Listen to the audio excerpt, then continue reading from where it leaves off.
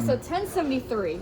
You were walking away with, I think, 2 personal bests this weekend. Walk me through it. How'd you feel? I felt great. You know, like I said yesterday, the goal today was to go out there with the same intensity as I did yesterday at 200. And now it's just about trusting my abilities and focusing on the things that I need to do and being disciplined in those things, even when I may or may not be feeling my best. So, Yeah, absolutely. And we saw you and TT just absolutely celebrating yesterday. I'm sure you guys had a similar reaction as well. How special is it to have her and a lot of your teammates here just supporting you? You know, it's amazing. Without those girls, I wouldn't be here right now. You know, we train day in and day out together, and we push each other past our limits. And so to have them come out here and support me, even though we're going to be on this journey together, leading up to the World Championships, is just amazing. And I'm thankful to have the training partners that I do have. You're a 3-time winner now. What do you make of the format, the 2 days, the way the money is structured, and all that stuff? I think honestly for me, at this point, the money is a bonus. It's just like, you know, hey, you've been out here, you've been doing what you need to do. Here's this money for doing what you set out to do. But as far as the format and everything, I feel like it's doing nothing but propelling me forward, propelling me in the way that I know it's going to when it gets ready, or when the time comes to be ready for trials. So I'm just excited.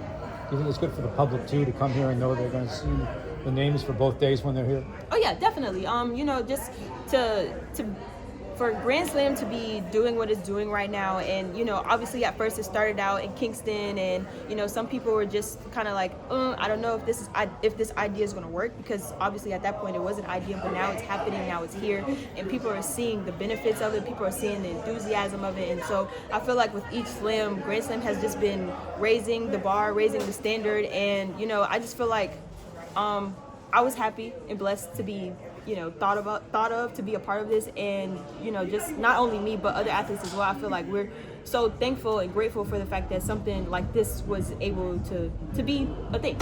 Were you surprised at the time? You thought of? I was and I wasn't surprised. I was surprised because obviously, you know, I set out goals for myself, and did I see myself running 1073 today? No, I saw maybe like 10:8, something like that. But it's just we've been working so hard in training, and you know, sometimes I'm getting to the point now to where when the times do come, I shouldn't be surprised, because I've been putting that much work in to see those times. So definitely excited about it. What goals did you set out? I was going to say, how have you been managing the extra spotlight that maybe Grand Slam has been bringing to you over the past couple of months? I feel like I've been handling it pretty well. I still like to say I'm not one of the biggest. Well, after this weekend it might be a little differently, but for the most part, I've just been going on about my life as normal. You know, after the races and things are over like that, you know, I celebrate the wins. I get to be around my family, my training partners, and things like that. We talk about them, but at the end of the day, it's going back home, going through the drawing board, and looking at these races this weekend, and just seeing what we can clean up and how we can be better for the next slam. So that's literally how it's been. It's been good though. You said you set out goals. What goals have you set out for the season? Just PB time wise, you know, wanting to break that 10-8 barrier, and I did today, which I'm thankful for. And then just obviously just at this point, I don't know what my ceiling is or what my limits are, and I'm just going to continue to trust God, trust my coaches, and lean on the people around me, and see how far this thing goes this year. I believe your time is the 11th fastest in U.S. history. You know, what does that mean? Just knowing that you're on the list with the greats. It's very humbling. I'm very blessed and grateful to be there. Have I seen myself being in that top list? Yes. But the one thing I've learned about this journey is that, you know, sometimes it's okay to not expect things at a certain time and just to let them happen. I've been doing a lot of just going with the flow recently and just focusing on the now versus the later. And I feel like as long as I continue to do that, I'm going to continue to have the success that I have. I'm going to continue to be surprised at times. I'm going to continue to be like, oh, well, I knew that was in there. It was just a matter of it getting out. So very, very excited, very blessed, very grateful. Do you think you would have been racing the 200 this year without Grand Slam? Wait, say it again? Do you think you would have been racing the 200 this year without Grand Slam? That's a good question. So I think I would have raced, but I think it would have been harder for me to get better lanes. So obviously I haven't been running them in the past, and there's no secret when it comes to certain meets and things like that. If priority comes first. You go with the medalists, you go with the people with the fastest times, and obviously this year for me it would have been a little harder just because I haven't put down any 200 meter times. So, but I feel like this format with Grand Slam has definitely benefited me a lot. And so now, even though with the races the lanes are still technically random, I'm taking advantage of it and taking my blessings. Do you like the spotlight, or would you prefer to be kind of under the radar? I like being under the radar. However, my husband would disagree with me and say that I maybe need to get used to being in the spotlight and just, I've done in the past where I've, create this space where I'm an underdog, and it takes so much sometimes to get out of that hole of being the underdog and trying to fight your way through. Whereas if you are in the place that you are right now and just learning to build off of that and be comfortable in that, be confident in that, but also, still being as humble with it as well, because today could be my day and tomorrow could be somebody else's day.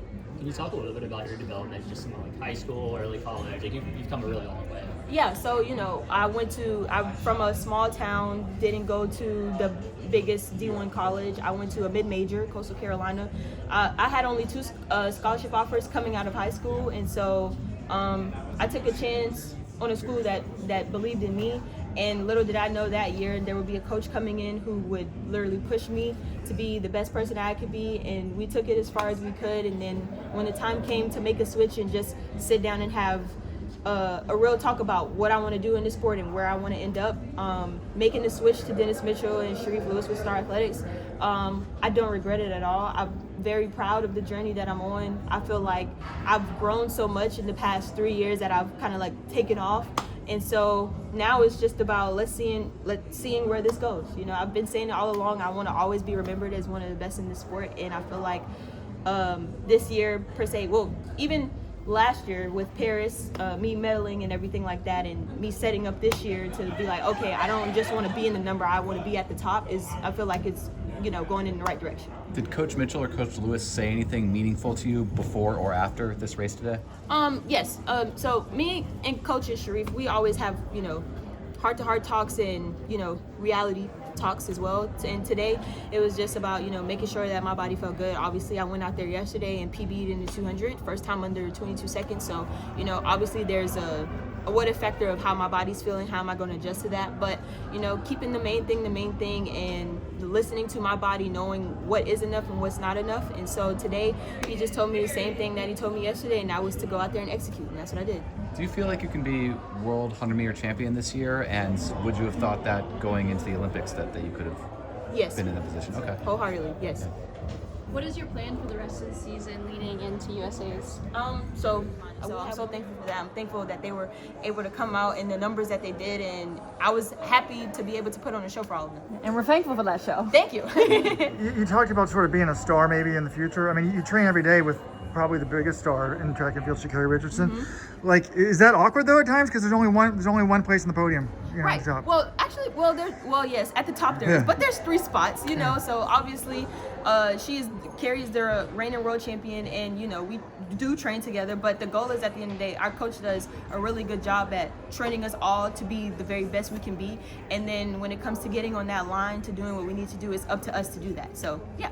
But in practice, are you right next to her, or is that does he try to keep that from kind of how you're stacking up against each other? Yeah, no, I mean obviously our practice is competitive and things like that, but I've been saying that since last year when I first joined the group.